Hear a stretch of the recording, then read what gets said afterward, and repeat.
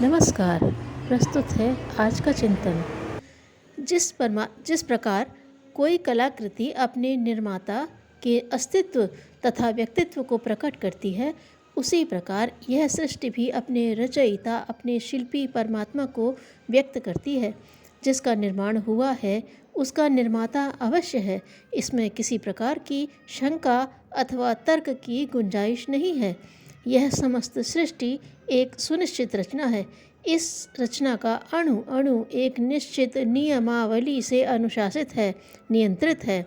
हजारों प्रकार की वनस्पतियों और लाखों प्रकार के प्राणी अपने अपने नियमानुसार बनते और बिगड़ते रहते हैं, पर क्या मजाल कि उसकी रचना में तनिक सी गड़बड़ी आ जाए।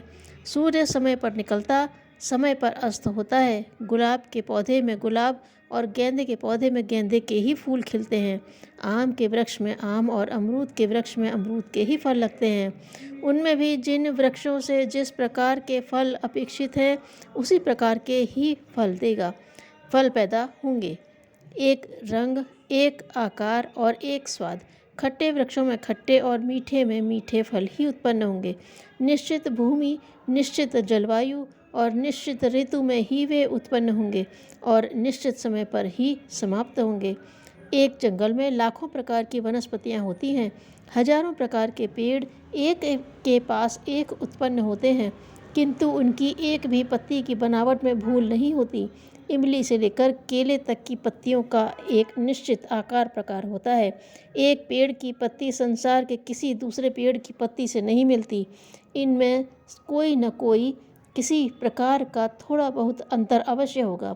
इतनी विविधता और इतने प्रकार जानने वाला वह कलाकार, वह शिल्पी, वह निर्माता कितना ज्ञानवान, कितना चैतन्य और कितना समर्थ होगा, इसका अनुमान लगाना भी कठिन है। विश्व की इतनी बड़ी रचना को देखकर और उसके संचालन की आविष्कार विधि देखकर ऐसा कौन अभागा होगा जो रचयिता के अस्तित्व में संदेह करेगा। किसी भी वृक्ष का बीज देखिए, उसके स्तर स्तर अलग कर डालिए, उसका रेशा रेशा चीर डालिए, कहीं भी आपको वृक्ष का कोई आकार, उसकी कोई भी तस्वीर, उसका कोई भी अस्तित्व दृष्टिगोचर न होगा। कितना विलक्षण है, कितना अद्भुत है कि जब वह धरती में बो दिया जाता है तब उसमें विविध प्रकार के वृक्ष का जन्म होता है। जब वृक्ष अस्तित्व में आता है तब बीज मिट चुका होता है, किंतु पुनरपि वह वृक्षों द्वारा उत्पन्न फलों में अपना अस्तित्व, अपना स्वरूप प्राप्त कर लेता है। प्रकृति की यह प्रक्रिया कितनी विलक्षण, अद्भुत और विस्मयवर्धक है। ध्यानपूर्वक इसको देखने, विचार करने और मनन करने से इसके नियामक, निर्माता और पालनकर्ता का ध्यान आए बिना नहीं रहता। कैसा अखंड अनुशासन है कि एक ही मिट्टी से ईख, मिठास, मिर्च, कड़वाहट और करौंदा खटास भरा प्राप्त करता है। मिट्टी को चखिए, उसमें इस प्रकार का कोई रस, कोई स्वाद आपको नहीं मिलेगा। इतने रस, इतने स्वाद और इतने गुण एक ही मिट्टी में कहाँ से आ जाते हैं? यह सारे रस, आकार, प्रकार, गुण आदि और कुछ नहीं, एक उसी परमात्मा शिल्पी का अपना व्यक्तित्व, अपना अस्तित्व है। वह स्वयं धरती है, स्वयं मिट्टी है, स्वयं बीज, वृक्ष और फल है। वह ही स्वयं रस, स्वाद और गुण भी है। संसार में लाखों प्रकार के पशु, पक्षी और जीव जंतु मौजूद हैं। सब एक दूसरे से भिन्न आकार प्रकार के, बनावट और स्वभाव भी विचित्र। जितने प्रकार के पक्षी, उतने प्रकार के रंग, उतनी प्रकार की बोलियां और उतने प्रकार के गुण और स्वभाव। इन सब बातों में इतनी अनंतता, इतनी असीमता और अपरिमितता एक उस विराट की याद दिलाती है। रात दिन, प्रकाश, अंधकार, गर्मी, सर्दी, जल, थल आदि सब उसी का साक्षी देते हैं, उसी के अस्तित्व को प्रकट करते हैं। अग्नि जलाती है, पानी बुझाता है, वायु कंपित करती है, जीवन जिलाता है और मृत्यु मारती है। किसके आदेश से, किसके संकेत से? एक उसी सत्ता के इशारे मात्र से यह सारे कार्यकलाप होते हैं, सारी प्रक्रियाएं चलती हैं। बिना उसके संकेत के एक पत्ती भी नहीं हिल सकती, एक श्वास का भी आवागमन नहीं हो सकता। इतनी बड़ी रचना, इतनी महान कृति को उसने किस उद्देश्य, किस हेतु से, किसके लिए निर्मित किया है?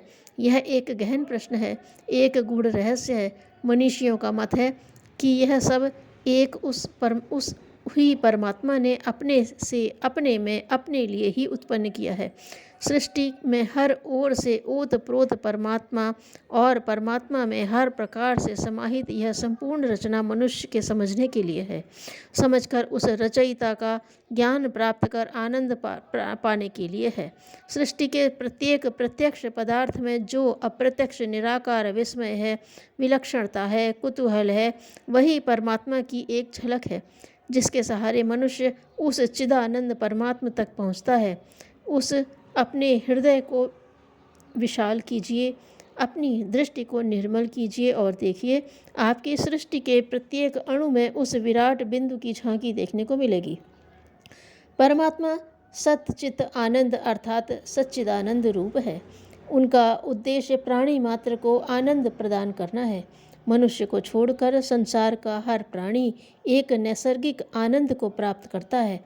एक मनुष्य ही ऐसा है जो स्वतः आनंदित नहीं दिखलाई देता। इसका स्पष्ट कारण यह है कि परमात्मा की इच्छा है कि वह उसके संपूर्ण स्वरूप का ज्ञान प्राप्त करके आनंद की अनुभूति प्राप्त करे, अर्थात केवल आनंद ही सच्चिदानंद परमात्मा की पूर्ण अनुभूति करे। सतचित अर्थात उसके अस्तित्व का ज्ञान प्राप्त करके आनंद की अनुभूति प्राप्त करे। अन्य पशु पक्षियों की भांति मनुष्य परमात्मा का ज्ञान प्राप्त किए बिना आनंद को प्राप्त नहीं कर सकता। उसे सच्चा आनंद तभी प्राप्त हो सकता है जब वह परमात्मा का ज्ञान प्राप्त कर ले। अपनी इच्छा के अनुरूप ही उसने मनुष्य को उपादान भी दिए हैं, अद्भुत शरीर और विलक्षण विवेक बुद्धि। इनका उपयोग कर मनुष्य सहज ही परमात्मा का ज्ञान प्राप्त कर सकता है। अपनी विवेक शक्ति को विकृतियों से मुक्त कर मनुष्य यदि प्रत्यक्ष संसार को एक गहरी अनुभूति से देखे, उस पर चिंतन करे, तो सहज ही परमात्मा के अस्तित्व का ज्ञान प्राप्त कर सकता है। मनुष्य को आनंद की खोज करने की आवश्यकता नहीं, वह तो सच्चिदानंद परमात्मा से ही उत्पन्न इस आनंदमय सृष्टि में स्वयं ही ओतप्रोत है। मनुष्य को केवल अपनी अनुभव शक्ति को प्रबुद्ध भर करना है। अनुभव शक्ति के प्रबोध होने के लिए उसे कोई विशेष तपस्या अथवा साधना नहीं करनी है। वह एक विस्मय मूलक दृष्टिकोण से उसकी रचना इस संसार को देखे और परम शिल्पी की परम रचना समझकर उसका सम्मान करे। इतना भर कर लेने से इसकी अनुभव शक्ति स्वयं प्रबुद्ध हो उठेगी और एक बार प्रबुद्ध हो जाने पर वह शक्ति पुनः निहित नहीं होगी। स्त्री पुरुष, पशु पक्षी, पेड़ पौधे, फल फूल, जिसको भी देखें एक विस्मय और कौतूहल से देखता हुआ निर्माण की सराहना में गदगद हृदय हुआ मनुष्य एक दिन बिना किसी विशेष साधना के परमानंद को अवश्य पालेगा। अपने सहित सृष्टि के बाहर सच्चिदानंद परमात्मा का अस्तित्व कल्पना करने वाले जन्म जन्मांतर उसकी अनुभूति प्राप्त नहीं कर सकते। परमात्मा इस सृष्टि में ही है। सृष्टि में जो कुछ है वह उसी का स्वरूप है, उसी का अस्तित्व है। धन्यवाद।